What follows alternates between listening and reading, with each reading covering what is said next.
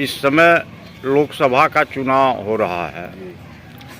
आप पूरे जनपद में इंडिया गठबंधन के प्रत्याशी के लिए संपर्क अभियान में लगे हुए हैं, तो जनता के बीच में आप पहुंच रहे हैं। ऐसे में आपको लोकसभा चुनाव को लेकर के जनता के बीच में क्या महसूस हो रहा है? ये चुनाव पूरा कतरारी से लेकर के ठूठीवारी तक, चौकी बरवा से लेकर धानी बाजार तक, उत्तर से दक्षिण, पूरब से पश्चिम तक ये चुनाव जनता लड़ रही है। जी, जनता लड़ रही है। हमें बहुत मेहनत नहीं करना पड़ रहा है। हम जो समाजवादी पार्टी के लोगों को, कांग्रेस के लोगों को जनता देख रही है। ठीक है। आपके पार्टी में, कांग्रेस में, इंडिया गठबंधन और कांग्रेस में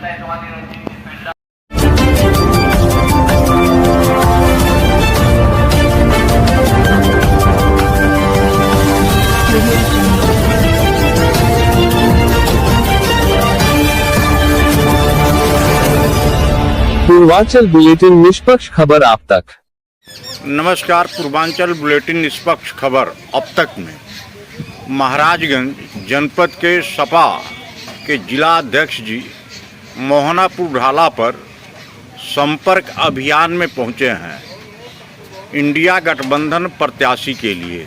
आइए हम इनसे जानते हैं कि अब तक जनपद में आपके द्वारा जो इंडिया गठबंधन प्रत्याशी के लिए जनता के बीच में संपर्क किया गया या जनता के बीच में जाया जा रहा है, इससे आपको जनता के बीच में पहुंचने के बाद क्या महसूस हो रहा है? अध्यक्ष जी, जरा सा आप इस पे बता दें। सबसे पहले तो आपका बहुत बहुत धन्यवाद हमसे सवाल पूछने के लिए। हम आपको बता दें, 5 विधानसभा में सघन दौरा हमने किया है। जनता पूरी तरह से मूड बना ली है कि इंडिया गठबंधन के प्रत्याशी को जिताएंगे। इसलिए कि 10 सालों से भारतीय जनता पार्टी के वादों को उन्होंने परखा है। भारतीय जनता पार्टी कहा था अच्छे दिन आएंगे, कहीं अच्छे दिन है। उन्होंने कहा था 15 लाख रुपए सबके खाते में आएंगे, नहीं आए। उन्होंने कहा था 2 करोड़ नौकरी नौजवानों को देंगे, उन्होंने नहीं दिया। उन्होंने कहा था कि किसानों की आय दूनी करेंगे, उन्होंने नहीं दूनी किया। उन्होंने कहा था कि महंगाई कम होगी। तो ऐसे में जब उन्होंने 10 साल में कोई वादा पूरा ही नहीं किया, तो जनता कह रही कि जब इनको 10 साल दिया गया तो इन्होंने कोई काम नहीं किया, तो फिर इनसे क्या उम्मीद किया जाए। इसलिए पूरी तरह नहीं, जैसे भारतीय जनता पार्टी के द्वारा जनता के बीच में यह परोसा जा रहा है कि सरकार गरीबों को मुफ्त अनाज दे रही है, किसानों को किसान सम्मान निधि दे रही है, तो क्या चुनाव में 2024 लोकसभा के चुनाव में सरकार के द्वारा या सत्ता पक्ष के द्वारा जो जनता के बीच में परोसा जा रहा है इन सब मुद्दों को, इस मुद्दों से आपको छुटकारा कैसे मिल सकता है? अरे भाई, कौन कह दिया कि राशन गठबंधन करे राशन देंगे? राशन के साथ 8,500 रुपया महिला मुखिया को देंगे। गरीब राशन तो उन्हीं का बना है ना, जो गरीब लोग हैं। ये हमारी योजना है, कांग्रेस की योजना है। और जो आपको याद होगा 2015 में शुरू हुई थी, 13 में शुरू हुई थी, हमारी सरकार बनी थी। समाजवादी पार्टी के मुखिया आदरणीय अखिलेश यादव मुख्यमंत्री थे। सबसे ज़्यादा कार्ड तो उसी समय बने हैं पात्र गिरस्ती के। मैं प्रधान भी था। कांग्रेस ने कानून लाया।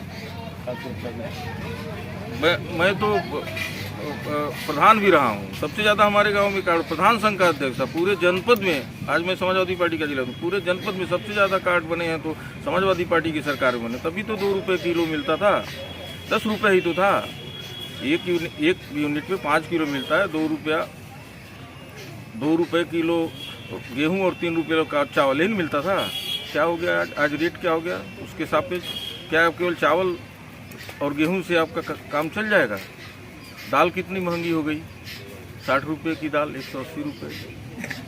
तेल कितना महंगा हो गया कड़ुआ का। तो महंगाई उससे क्या है? और हमने तो कहा नहीं, कांग्रेस ने तो कहा नहीं, चाहे इंडिया गठबंधन घोषणा पत्र में कि राशन तो देंगे ही, हम 8,500 रुपया प्रत्येक गरीब महिला को देंगे। और किसान सम्मान निधि की बात करते हैं तो किसानों की आय दूनी करेंगे हम। और कौन कह दिया किसान सम्मान निधि बंद करेंगे? ऐसा तो नहीं, योजनाएं तो चलती रहेंगी, हम और उससे ज़्यादा करेंगे। 3,3300 रुपये से ऊपर, 3,000 से ऊपर हम धान गेहूं का समर्थन मूल्य तय करेंगे। और गारंटी है, गारंटी आपने देखा होगा, किसानों का कर्जा माफ़ किया 2009 में, आगे भी संपूर्ण कर्जा माफ़ किया जाएगा। 2 करोड़ नौजवानों को नौकरी दिया जाएगा।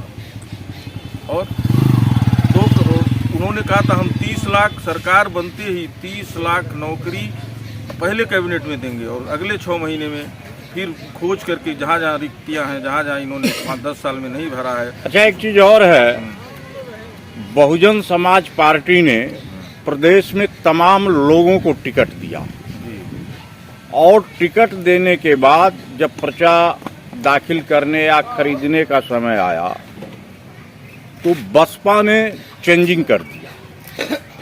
क्या आप बता सकते हैं कि ऐसा बसपा के द्वारा क्यों किया गया? अब देखिए, उनकी पार्टी है, उनका अपना काम करने का तरीका है। अब आप जानते हैं बसपा की संस्कृति, हो सकता है जो उनके तरीके हैं उससे वो खरे न उतरे हों, इससे ज़्यादा हम क्या कहेंगे। अच्छा, तो आपके पार्टी का पर्चा कब भरा जाएगा? 14 तारीख। अच्छा, तो उसमें कौन कौन से लोग शामिल हो रहे हैं पर्चा? समाजवादी पार्टी का एक वर्कर, अच्छा, आम जनता के साथ साथ अभी जो सूचना मिली है मुझे प्रत्याशी द्वारा कि कांग्रेस पार्टी के राष्ट्रीय अध्यक्ष आदरणीय मल्लिकार्जुन खड़गे सहित कांग्रेस के बड़े नेता उसमें शामिल होंगे और समाजवादी पार्टी के भी नेता शामिल होंगे, बड़े नेता। अच्छा, जैसे बीजेपी के लिए यहाँ जो है बीजेपी के सांसद 30 वर्ष से हैं, भारत सरकार के केंद्रीय वित्त राज्य मंत्री हैं।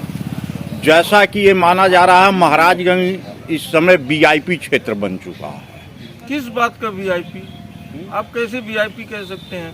क्या किया उन्होंने कि वीआईपी क्षेत्र होगा? ये काम सांसद जी बता दें जो जिससे कहा जाए कि महाराजगंज वीआईपी है। एक अस्पताल तो बनाया नहीं उन्होंने, रेलवे लाइन कहते रह गए। अभी चुनाव में उन्होंने जल्दी कुछ ऐसे करा दिया, पता नहीं वो जमीन पे आएगा कि नहीं आएगा।